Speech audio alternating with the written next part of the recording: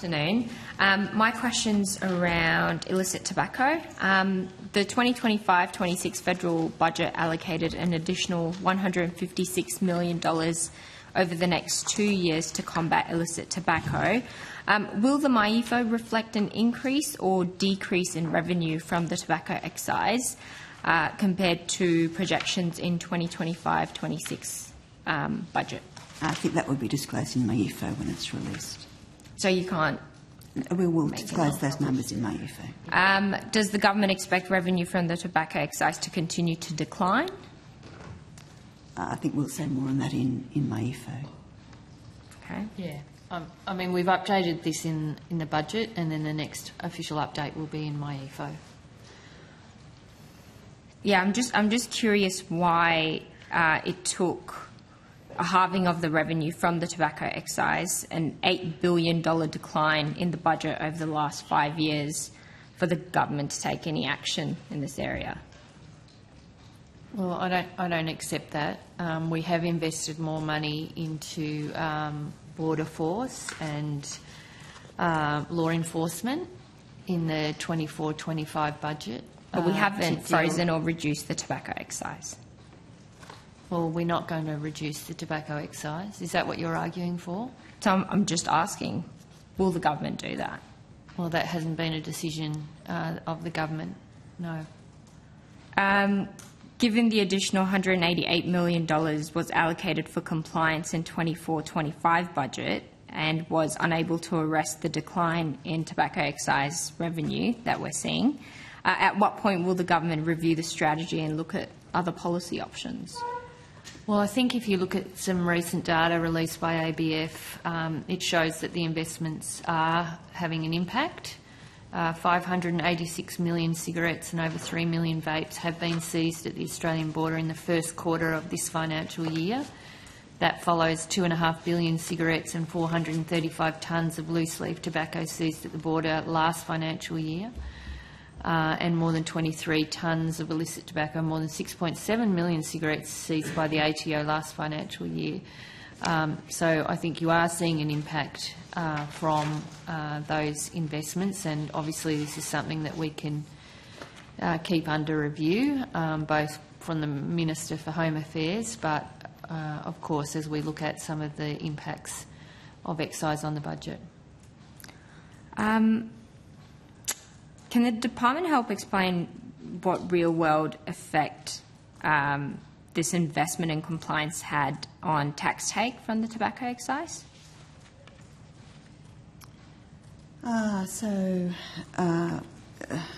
Tax forecasts look at a range of factors. Obviously, the collections. We do talk to others, ATO Home Affairs, to understand what they're seeing. We can have on occasion talk to the industry to see what they're seeing. We do take into account then in thinking about forecasts what the effect of that compliance action may be. I think you did see in the last forecast, a potential slowing of the decline in excise, but we keep that under review each round. And as the Minister said, we update the forecasts every economic update with the available information at that time.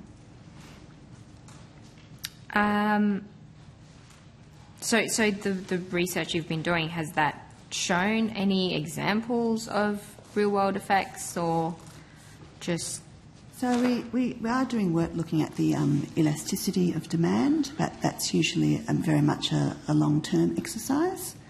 But we are very aware to it, and we do keep an eye out for any recent literature or other research that may help us make more accurate forecasts. I'm curious to understand, why does Treasury think smoking rates rose for the first time in 30 years, in WA in particular? I think that's probably a matter for health. They do all of the work in terms of looking at the public health measures associated with tobacco use. How is an excise that pushes people towards the black market, which allows them to more easily access the carcinogen that's killing them beneficial to public health? And I think Treasury would have something to comment on that. Well, I think the excise rate is an important part of addressing that health response. But beyond that, it's probably matters for health, as the Minister said. In August, 2 Perth tobacconists were firebombed in what WA Police said were incidents straight out of the playbook of organised crime. What support is the government offering to small businesses in WA like these that are being targeted because of faulty policy settings that we're seeing? I'm not sure what you're arguing for, Senator Payman. Are you saying that we should lower the tax on tobacco? Is that the point you're making? That I'm saying that this policy needs to be reviewed because there's clearly the policy that we tax tobacco thrive. Because we certainly want to discourage the uptake of smoking. But this is about small business support. That hasn't changed. I think Chris Vincent suggested that. The Finance Minister. In terms of the okay, well, it seems like everybody's arguing for that.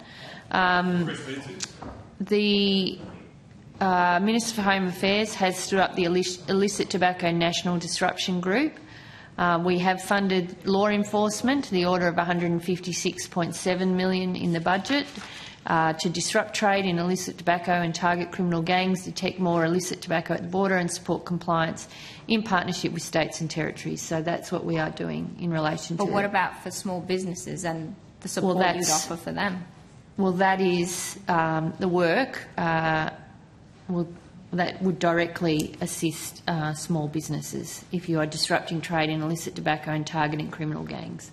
Not directly assisting them because, I mean, they've been firebombed, they've been attacked, they're out of business, and the government's essentially saying, well, we can't do anything about it. Well, that's not what the government's saying. The government is investing hundreds of millions of dollars in order to have stop the importation of illicit tobacco and the compliance activities around that, and also over $150 million to assist law enforcement, which would work with states and territories and the work that they do, those jurisdictions do, to protect businesses within state borders.